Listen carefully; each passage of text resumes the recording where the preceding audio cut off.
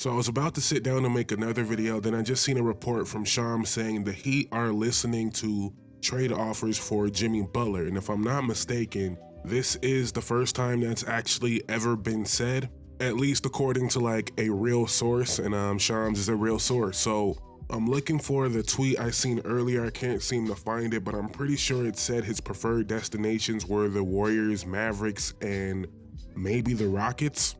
So I want to discuss if that would make sense for any of those teams, what teams would really want Jimmy Butler. First of all, the Rockets, I don't think that's the move, guys. I don't. And really, when you consider that Jalen Green cannot be traded this year. So who are you sending Miami in this potential deal? You'd probably have to include Dylan Brooks just to make the money work, but you're giving up on Tari Eason. You're giving up on, I know you're not trading him in Thompson. You're going to give up on Jabari Smith for a 35-year-old Jimmy Butler. I just don't see how that's smart. Then you also have the contract of Fred VanVleet, where that is very simple money-wise. Those guys can be traded straight up for each other, but you need Fred VanVleet on this team if you're trying to win this year. You need his three-point shooting. You need his three-point volume. I don't know, maybe it's Jabari. It seems like he might need a new home, and him fitting with Bam Adebayo and Tyler Hero would be nice. That would be nice. So maybe you package Jabari, Dylan Brooks, and Jeff Green to make the salary work, and maybe a first-round pick, maybe 2 first-round picks. I don't really know what picks are even valued as these days, but that deal would work financially speaking. And if I'm the Rockets, would I do that deal? I probably would do it. I probably would do it. So if they could do a deal like that, sure. But if I have to give up Tari Eason or Amin Thompson for a 35-year-old Jimmy Butler, I'm not gonna really entertain it. But the idea of having all those guys out there together, Jimmy Butler, Amin Thompson, and Tari Eason, not a lot of spacing, but you still got Jalen Green, who's not shooting well, but he's gonna get him up, and you got Fred VanVleet, who's gonna get him up as well. So I talked myself into it. If I can get Jimmy Butler for that deal, I'd probably do it. I still don't love the idea of it, but I would probably do it. But that deal is not going to be enough to get Jimmy Butler, I don't think, because even though I don't think there's a ton of teams going out there, the other team that is rumored is the Golden State Warriors. And if I'm the Rockets, or if I'm the Heat, I'd rather have Kuminga. Now, this is where it gets a little bit tricky, because the Warriors, to me, are the team that should be the most desperate to make a move here. I'm not sure Jimmy Butler is that guy, but I understand the fit. I understand the cultural fit, the locker room fit, him, Draymond, Steph. Feel like that would work out fine. But how do you get Jimmy Butler without giving up Andrew Wiggins? Because I'm not doing that if I'm the Warriors. Now, you guys may think Jimmy Butler, Andrew Wiggins have a beef. I'm pretty sure I recall Jimmy Butler saying he had no problems with Wiggs. I'm pretty sure he said that. But there's really no way financially to make it work without giving up Andrew Wiggins. And if I'm the Warriors, I'm just not doing that. Andrew Wiggins, better shooter, better defender at this point in his career. I'm just not doing it. If I have to give up Wiggins, Kuminga to start with, and you probably have to add more players like a GP2 or a Looney or someone to make more salary work, at that point, you're a worse team. So I don't think the Miami Heat, Golden State Warrior trade will ever happen, because the salaries don't match up unless the Warriors are confident that we trade Wiggins, Moses Moody can step up into that role. Maybe they really feel that way, but I don't think they feel that way, because Steve Kerr won't play Moses Moody. So I don't think that's happening. The other one is the Dallas Mavericks. Similar situation. They can't really make the salary work without completely gutting their roster. It would have to be PJ Washington, Maxi Kleber. That's only $26 million right there. You still need $20 more million. Clay makes 15. Daniel Gafford makes 13. If you put PJ Washington, Gafford, and Maxi Kleber all in a deal, you still need $9 more million to make the deal work. I just don't think they're gonna do that and completely gut their roster. So we established that the Rockets are one team that could make up that salary pretty easily with Dylan Brooks, Jabari Smith, and Jeff Green, right? They can make up that salary easy. The Warriors, Mavericks, not so much. So what other teams could actually realistically go get Jimmy Butler? Not saying these are the right moves, but they could happen. The Denver Nuggets, who Michael Porter Jr. is their best shooter. They shoot the least amount of threes in the NBA this year and last year. So double down on it. We don't shoot threes at all. We're trading Michael Porter Jr. for Jimmy Butler.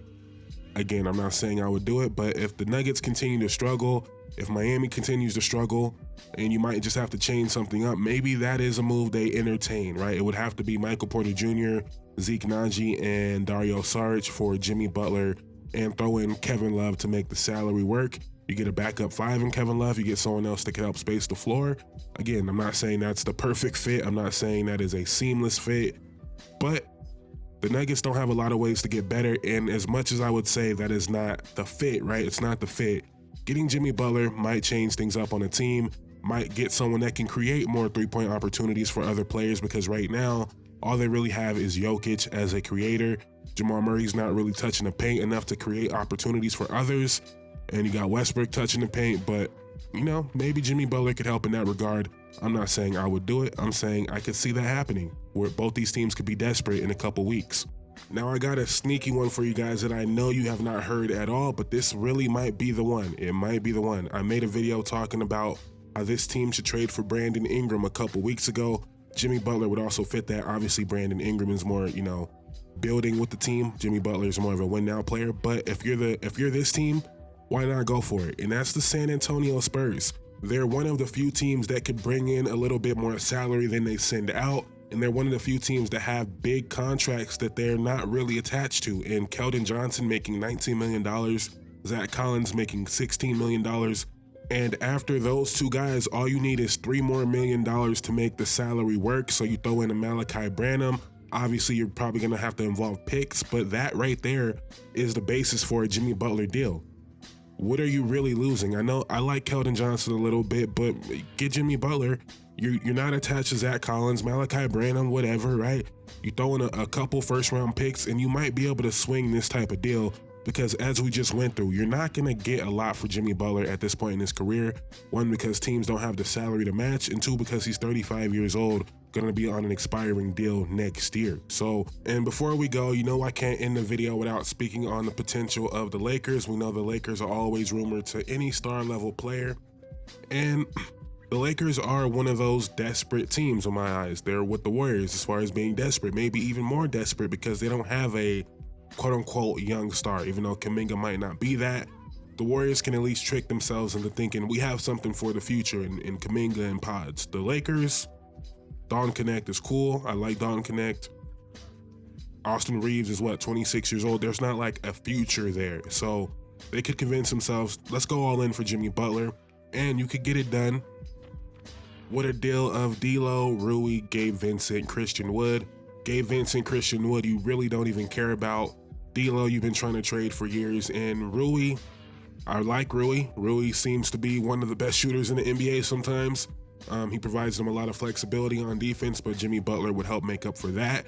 You're losing a lot of shooting by doing that deal, but are you not going to trade Rui for Jimmy Butler? So maybe that's the deal. Maybe it's Rui, D'Lo, Gabe Vincent, Christian Wood, a first-round pick, 2 first-round picks, whatever for Jimmy Butler. I can see that happening. I don't know if the Miami Heat would be all that enticed by it. And the Lakers could also get Josh Richardson in this deal, helping with D'Lo and Gabe Vincent being gone, I guess. That's the only real deal I see here between the Lakers and Heat. And this might be the one that's actually more likely, because again, the Lakers are probably the most desperate team in the NBA, or at least they should be. I don't know if they are, but they should be. The last team I want to bring up is the Indiana Pacers, where I don't really know what this team is. I don't know what their plan is going forward. I don't know if they're really bought into Siakam going forward. Miles Turner is up for an extension this offseason. I'm not sure what's going on there. Do they want to go all in with this team, and how does that even work? I don't know how they make that salary match. Just looking at it, it seems pretty much impossible, but I can see the Pacers being a team that is looking into Jimmy Butler as well. But that's where we're going to call the video. But I don't know about you guys, but I kind of feel like he's not going to be moved at all, because as we went through, there's not a lot of options unless Houston is like dead set on we need Jimmy Butler. Because if they want him, they have the picks to go get him if they really, really want him. And I guess in the NBA, like today, where, you know, it's wide open, they're currently 3rd in the West. Why not go for it? I guess don't have the idea of, you know, a lot of young teams do make the mistake of thinking it's always going to be like this, and success is going to be linear and we're going to keep getting better. Maybe it's not going to be like that. So maybe you should go all in for Jimmy Butler if you could. I just wouldn't. I wouldn't do it. I wouldn't do it. Rockies fans, let me know what you think. So let me know in the comments down below where you would want to see Jimmy Butler go. If you're a Warriors fan or just a fan of basketball in general, I guess, would you really give up Wiggins and Kuminga for Jimmy Butler? Would you really do that? Do you feel like that actually makes you better? Let me know in the comments down below. Thank you guys so much for watching. Please drop a like, please comment, please subscribe. I'm out. Peace.